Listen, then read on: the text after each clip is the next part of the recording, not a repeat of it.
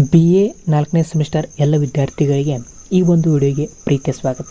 ಇವತ್ತಿನ ಒಂದು ವಿಡಿಯೋದಲ್ಲಿ ಪೊಲಿಟಿಕಲ್ ಸೈನ್ಸ್ ರಾಜ್ಯಶಾಸ್ತ್ರ ವಿಭಾಗದ DSC 8ರ ಅಧ್ಯಾಯ 2 ರಾಜಕೀಯ ವ್ಯವಸ್ಥೆಗಳ ಪ್ರಕಾರಗಳು ಮತ್ತು ವರ್ಗೀಕರಣ types and classification of political system ಈ ಅಧ್ಯಾಯಕ್ಕೆ ಸಂಬಂಧಿಸಿದಂತಹ ಭಾಗ 2 ವಿಡಿಯೋ ಇದಾಗಿದೆ.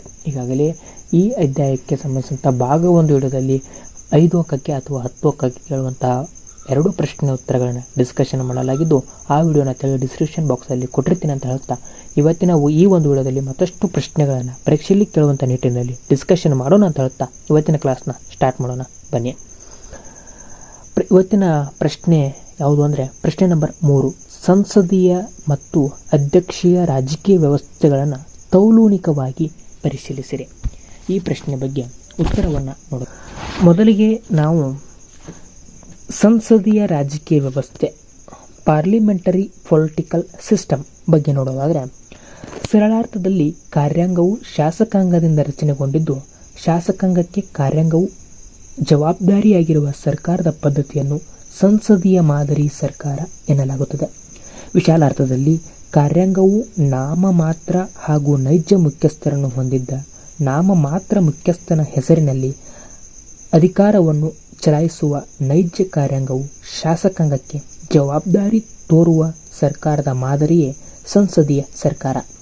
ಈ ಸಂಸದೀಯ ರಾಜಕೀಯ ವ್ಯವಸ್ಥೆಯಲ್ಲಿ ಸರ್ಕಾರದ ಅಂಗಗಳಾದ ಶಾಸಕಾಂಗ ಮತ್ತು ಕಾರ್ಯಾಂಗಗಳು ಸ್ವತಂತ್ರವಾಗಿರದೆ ಪರಸ್ಪರ ಅವಲಂಬಿಯಾಗಿರುತ್ತವೆ.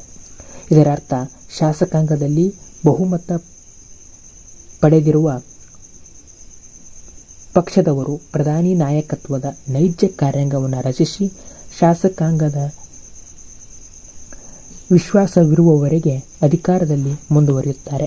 ಶಾಸಕಾಂಗದ ವಿಶ್ವಾಸ ಕಳೆದುಕೊಂಡ ನೈಜ ಕಾರ್ಯಾಂಗವು ಅಧಿಕಾರವನ್ನು ಕಳೆದುಕೊಳ್ಳುತ್ತದೆ. ಅಂತೆಯೇ ನಾಮಮಾತ್ರ ಮುಖ್ಯಸ್ಥನಿಗೆ ನೈಜ ಕಾರ್ಯಾಂಗದ ಮುಖ್ಯಸ್ಥನಾದ ಪ್ರಧಾನಿಯು ಶಾಸಕಾಂಗವನ್ನು ವಿಸರ್ಜಿಸಲು ಸಲಹೆ ನೀಡಿದರೆ ಶಾಸಕಾಂಗವು ಅವಧಿಗಿಂತ ಮೊದಲೇ ವಿಸರ್ಜನೆಗೊಳ್ಳುತ್ತದೆ. ಒಟ್ಟಾರೆ ಶಾಸಕಾಂಗ ಮತ್ತು ಕಾರ್ಯಾಂಗ ಪರಸ್ಪರ ನಿಯಂತ್ರಣಕ್ಕೊಳಪಟ್ಟಿರುವ ಸರ್ಕಾರದ ಮಾದರಿಯೇ ಸಂಸದೀಯ ರಾಜಕೀಯ ವ್ಯವಸ್ಥೆ ಎನಿಸಿಕೊಂಡಿದೆ. ಸಂಸದೀಯ ರಾಜಕೀಯ ವ್ಯವಸ್ಥೆಯಲ್ಲಿ ಜನರಿಂದ ಆಯ್ಕೆಯಾಗುವ ಪ್ರತಿನಿಧಿಗಳನ್ನುಳ್ಳ ಶಾಸಕಾಂಗದ ಕೆಳಮನೆಯಲ್ಲಿ ಬಹುಮತ ಹೊಂದಿದ ನಾಯಕನ ನೇತೃತ್ವದಲ್ಲಿ ನೈಜ ಕಾರ್ಯಾಂಗವು ರಚನೆಗೊಳ್ಳುತ್ತದೆ. ಪ್ರತಿನಿಧಿಗಳ ಬೆಂಬಲದೊಡನೆ ಸೃಷ್ಟಿಸಲ್ಪಡುವ ನೈಜ ಕಾರ್ಯಾಂಗವು ತನ್ನ ಧೋರಣೆ ಹಾಗೂ ನಿರ್ಧಾರ ಕುರಿತಂತೆ ಜನಪ್ರತಿನಿಧಿಗಳುಳ್ಳ ಶಾಸಕಾಂಗಕ್ಕೆ ಜವಾಬ್ದಾರಿಯಾಗಿ ಬಿಡುತ್ತದೆ. ಪ್ರಧಾನಿ ನೇತೃತ್ವದ ಮಂತ್ರಿಮಂಡಲ ಅಥವಾ ನೈಜ ಕಾರ್ಯಾಂಗವು ಪ್ರತಿನಿಧಿಗಳ ಮೂಲಕ ಪರೋಕ್ಷವಾಗಿ ಜನರಿಗೆ ಜವಾಬ್ದಾರಿತ್ವ ತೋರುತ್ತದೆ. ಹೀಗಾಗಿ ಸಂಸದೀಯ ಮಾದರಿ ಸರ್ಕಾರವನ್ನು ಸಂಸದೀಯ ಪ್ರಜಾಪ್ರಭುತ್ವ ಎಂದು ಕರೆಯಲಾಗುತ್ತದೆ. ಈ ಬಗೆಯ ಸಂಸದೀಯ ರಾಜಕೀಯ ವ್ಯವಸ್ಥೆಯನ್ನು England, Bharat, Australia, Germany, Japan ಸೇರಿದಂತೆ ಪ್ರಸ್ತುತ ಜಗತ್ತಿನ ಹಲವು ಪ್ರಜಾಪ್ರಭುತ್ವ ದೇಶಗಳಲ್ಲಿ ಗುರುತಿಸಬಹುದಾಗಿದೆ. ಇಷ್ಟು ಸಂಸತ್ ಮಾದರಿಯ ವ್ಯವಸ್ಥೆ ಪಾರ್ಲಿಮೆಂಟರಿ ಪೊಲಿಟಿಕಲ್ ಸಿಸ್ಟಮ್ ಆಗಿತ್ತು. ಇನ್ನು ಎರಡನೇದಾಗಿ ಬರುವುದು ಅಧ್ಯಕ್ಷೀಯ ರಾಜಕೀಯ ವ್ಯವಸ್ಥೆ ಪ್ರೆಸಿಡೆನ್ಷಿಯಲ್ ಪೊಲಿಟಿಕಲ್ ಸಿಸ್ಟಮ್. ಇದರ ಬಗ್ಗೆ ನೋಡೋದಾದರೆ ಸರಳಾರ್ಥದಲ್ಲಿ ಶಾಸಕಾಂಗದಿಂದ ಪ್ರತ್ಯೇಕವಾಗಿರುವ ಕಾರ್ಯಾಂಗವನ್ನುಳ್ಳ ಸರ್ಕಾರವನ್ನು ಅಧ್ಯಕ್ಷೀಯ ಮಾದರಿ ಸರ್ಕಾರ ಎನ್ನಬಹುದು. ವಿಶಾಲಾರ್ಥದಲ್ಲಿ ಕಾರ್ಯಾಂಗವು ಶಾಸಕಾಂಗದಿಂದ ರಚನೆಗೊಂಡಿರದೆ ಜನರಿಂದ ರಚನೆಗೊಂಡಿದ್ದು ಕಾರ್ಯಾಂಗವು ಶಾಸಕಾಂಗಕ್ಕೆ ಜವಾಬ್ದಾರಿ ತೋರದಿರುವ ಸರ್ಕಾರವು ಅಧ್ಯಕ್ಷೀಯ ಮಾದರಿ ಸರ್ಕಾರವೆನಿಸುತ್ತದೆ.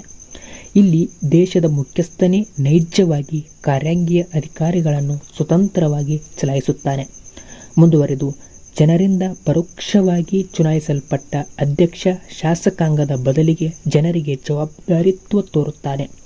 ಒಟ್ಟಾರೆ ಸಂಸದೀಯ ಮಾದರಿ ಸರ್ಕಾರದಂತೆ ಶಾಸಕಾಂಗ ಮತ್ತು ಕಾರ್ಯಾಂಗ ಪರಸ್ಪರ ಅವಲಂಬಿಯಾಗಿರದೆ ಪ್ರತ್ಯೇಕವಾಗಿ ಕಾರ್ಯಾಚರಿಸುವ ಸರ್ಕಾರದ ಮಾದರಿ ಎಂಬುದಾಗಿ ಅಧ್ಯಕ್ಷೀಯ ಸರ್ಕಾರ ಪರಿಗಣಿಸಲ್ಪಟ್ಟಿದೆ. ಆಸಕ್ತಿದಾಯಕ ಅಂಶವೇನೆಂದರೆ ಅಧ್ಯಕ್ಷೀಯ ಮಾದರಿ ರಾಜಕೀಯ ವ್ಯವಸ್ಥೆಯಲ್ಲಿ ಕಾರ್ಯಾಂಗದಲ್ಲಿ ಸಂಸದೀಯ ಮಾದರಿ ಸರ್ಕಾರದಂತೆ ನಾಮಮಾತ್ರ ಮತ್ತು ನೈಜ ಕಾರ್ಯಾಂಗವೆಂಬ ವಿಂಗಡಣೆ ಕಂಡುಬರುವುದಿಲ್ಲ. ಜೊತೆಗೆ ಚುನಾಯಿತ ಅಧ್ಯಕ್ಷರನ್ನು ಗಂಭೀರ ಕಾರಣಗಳ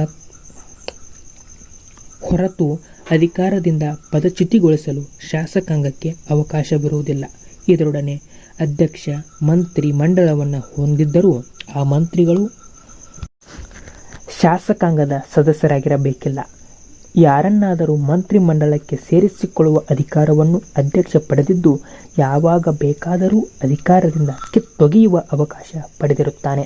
ಹೀಗಾಗಿ ಅಧ್ಯಕ್ಷೀಯ ಮಾದರಿ ಸರ್ಕಾರದ ಮಂತ್ರಿಗಳನ್ನು ಅಧ್ಯಕ್ಷನ ಅರಮನೆಯ ಸೇವಕರು ಎಂಬುದಾಗಿ ಕರೆಯಲಾಗಿದೆ.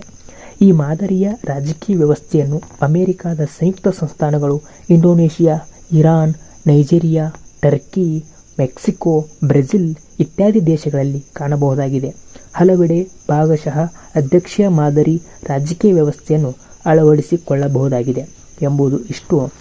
ಅಧ್ಯಕ್ಷೀಯ ಮಾದರಿಯ ಸರ್ಕಾರ, ಪ್ರೆಸಿಡೆನ್ಸಿಯಲ್ ಪೊಲಿಟಿಕಲ್ ಸಿಸ್ಟಮ್ ಮತ್ತು ಪಾರ್ಲಿಮೆಂಟರಿಯಲ್ ಪೊಲಿಟಿಕಲ್ ಸಿಸ್ಟಮ್ ಎರಡೂ ಸಿಸ್ಟಮ್ಗಳ ಬಗ್ಗೆ ಸಂಪೂರ್ಣವಾದಂತಹ ವಿವರಣೆಯೊಂದಿಗೆ ಉತ್ತರವಾಗಿತ್ತು ಅಂತ ಹೇಳುತ್ತಾ ಈ ಒಂದು ಪ್ರಶ್ನೆಗೆ ಉತ್ತರವಾಗಿತ್ತು ಅಂತ ಹೇಳಬಹುದು.